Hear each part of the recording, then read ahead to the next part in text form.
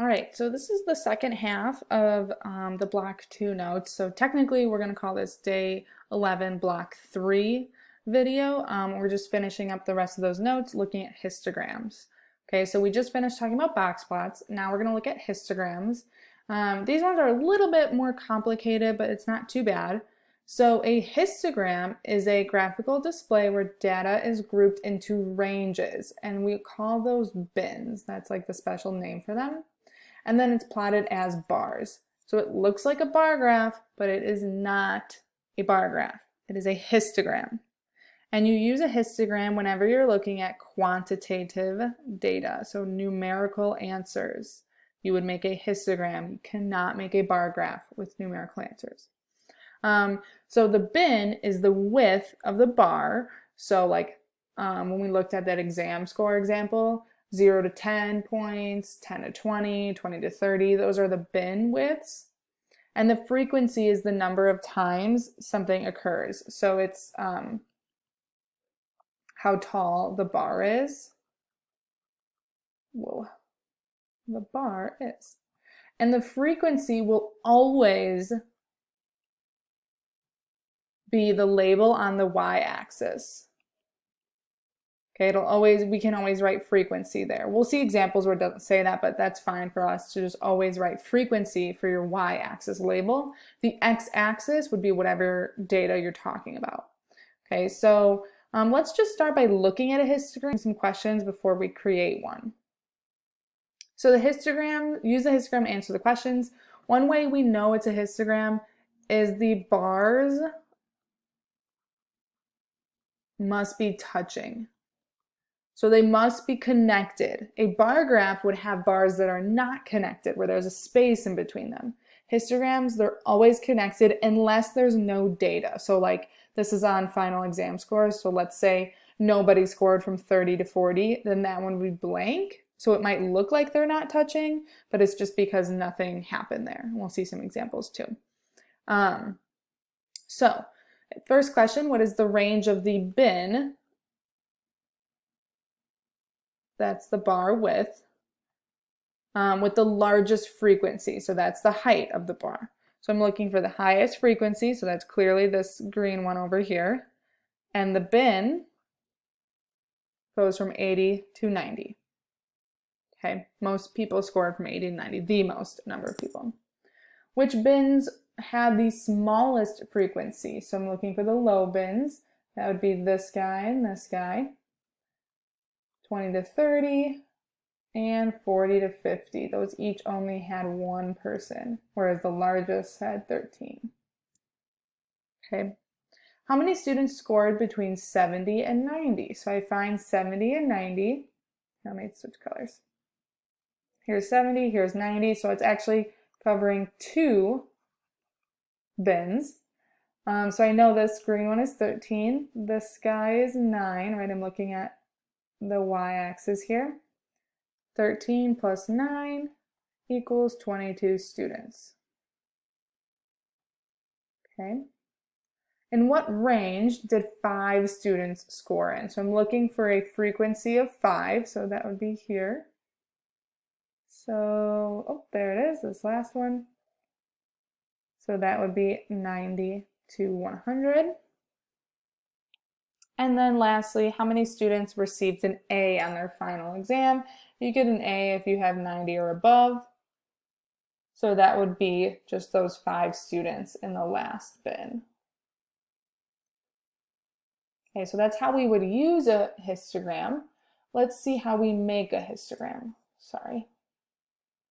So there's a lot of text here. I'm going to work through all of this as we do an example, but this is a good reference to go back to when you're creating them on your own. Okay, so we first are going to figure out the width of the bins, so our ranges. Then we'll count how many pieces of data go in each of those ranges. We'll create our chart, we'll title it, we'll label the x-axis. The y-axis is frequency, and then we'll make our bar chart. These two top ones are the hardest parts. They take the most time. A couple other pieces of information. We get to choose the bin unless the graph has already been sketched out for you. Okay, sometimes it will give you like the axes and we'll have the numbers down here like 10, 20, 30, 40. That's telling you the bin already. We'll see some examples.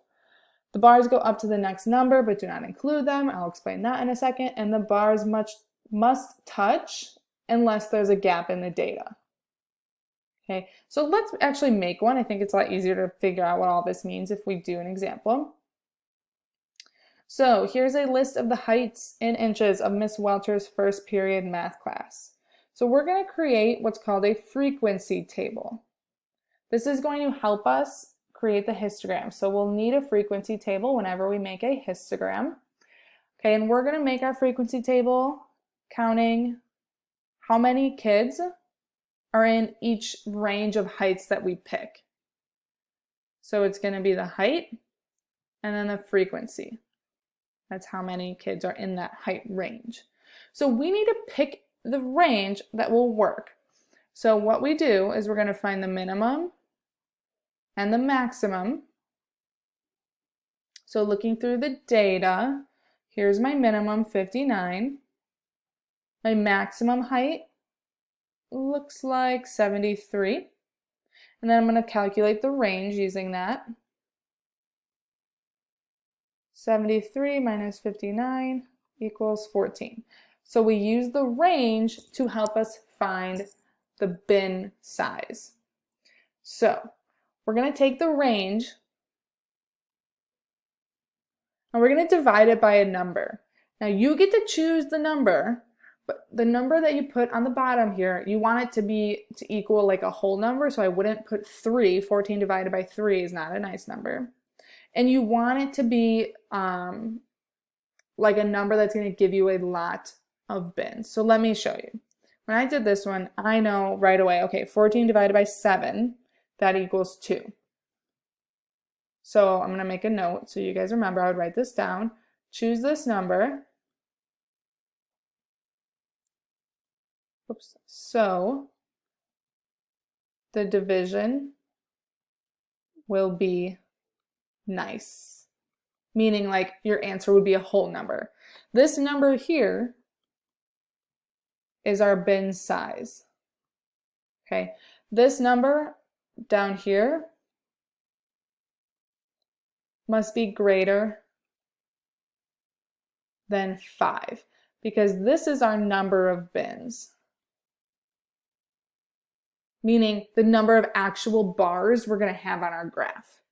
So we have to have more than 5. I couldn't reverse this because then I only have a couple of bars and it doesn't show me a lot. You want to have more than 1 or 2 bars for your histogram. So pick a number greater than 5 and pick something so the division will be nice. Then your life is easy. The 2 is our bin size. It's meaning like how big the range is. Okay. So what I'm going to do is I'm going to start counting for my height. Now I need to start counting at something at the minimum or below the minimum. And just to make my life easier, I'm going to start at an even number because I'm counting by 2s. So, whoops, not 50, 58 to 60. So I added 2 because that's our bin size, is my first range. Okay. Now I have to repeat whatever the last number was. 60 again to 62. 62 to 64. 64 to 68, oops, 66, I'm sorry, 66 to 68, 68 to 70, and then 70 to 72, 72 to 74. This last number must be bigger than your max. Has to be greater than the max, not equal to it. Has to be greater, okay? Now, these are all my ranges. This is where the next part takes a little bit more time. You have to go through your data and you have to figure out how many pieces of data fall into each category. Okay, so what you should do is go through the data piece one at a time. So I'm going to start with 60 and I'm going to put a tick mark where it falls. Now, the rule here is that the big number doesn't get included. So in this first one, I'm going to write don't include 60, so we remember. So if this first piece of data is 60, I have to put it in the next bin. So it's going to go down here. Okay, so that one's done. 67 is going to fall down here. 61, 66. Okay, so that's a big one, so I put it in the next, right? It has to be from the lower number, including 66 up to 68. 71, 62. Again, starts at 62. This bin does not include 62. 59 goes in the first one. 63, 68, 70, 59 would go here.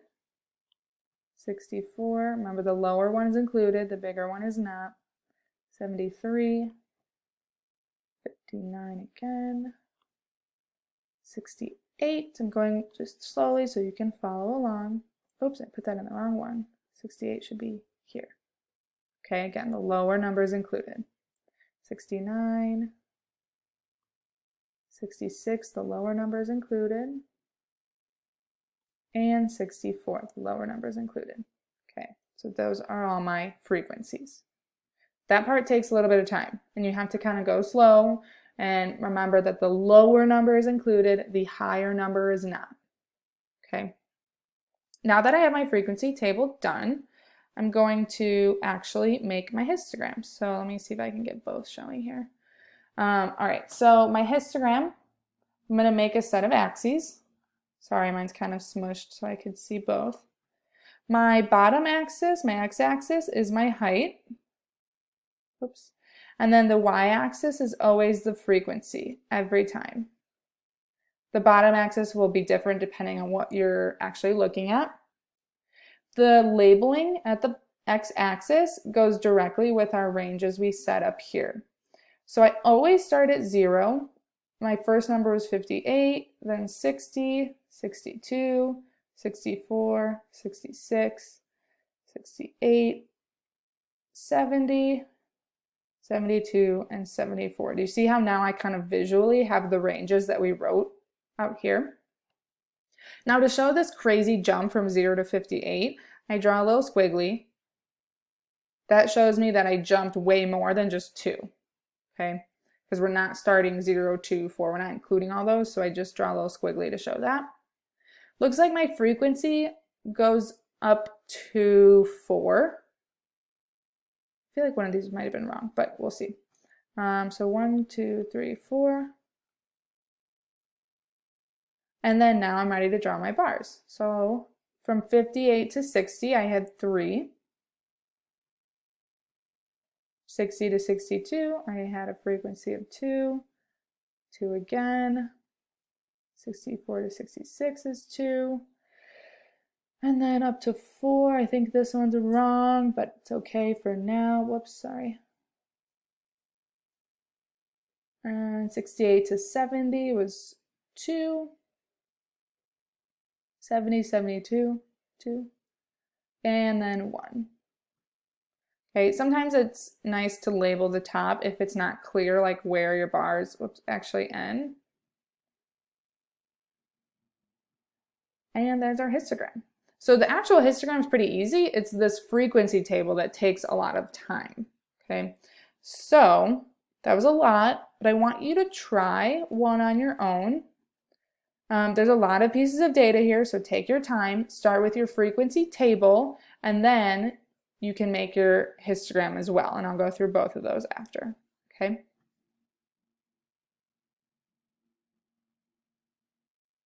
Okay, I actually want to go through the bin size really quick just so we all have the same bin size, and then it'll be easier for you to check the rest. So my minimum number of Snapchats was 0, the max is 1,000, so the range is 1,000, 1,000 minus 0, 1,000. So when I do my division, this is the range on top, I pick whatever number I want to be on the bottom. I pick 10 because it's a number greater than 5, and it gives me nice division, right? Those are the 2 rules. It has to be bigger than 5, give you a nice answer. So 1,000 divided by 10 is 100.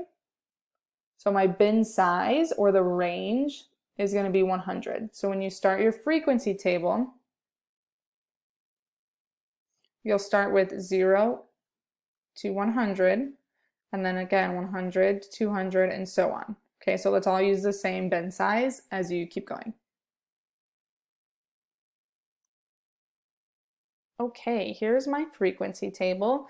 I know there's a lot of data here, so just hopefully you took your time. If you made a little mistake, just fix it, no big deal. So I had a lot of snaps from 0 to 100, and then not so many for the rest, so a lot of zeros here.